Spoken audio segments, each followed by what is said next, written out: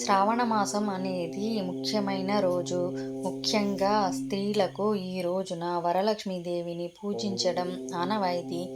ఇది సిరి సంపదలు, సౌభాగ్యాల కోసం చేసే పూజ. శ్రావణమాస శుక్రవారం ప్రాముఖ్యత. శ్రావణ మాసంలో వచ్చే శుక్రవారాలు లక్ష్మీదేవికి ఎంతో ప్రీతికరమైనది. ఈ రోజున వరలక్ష్మీదేవిని పూజించడం వల్ల కుటుంబంలో సుఖ సంతోషాలు, సిరి సంపదలు కలుగుతాయని నమ్ముతారు. శ్రావణ శుక్రవారం రోజున స్త్రీలు ఉదయాన్నే అభ్యంగ స్నానం చేసి ఇంటిని శుభ్రం చేసుకుని వరలక్ష్మీదేవిని పూజిస్తారు.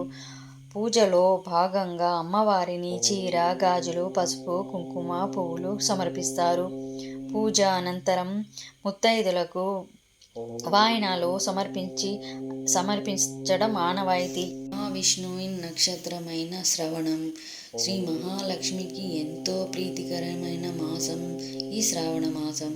అందువలన ఈ మాసాన్ని శ్రీ మహాలక్ష్మీ నారాయణ మాసం అని కూడా పిలుస్తారు.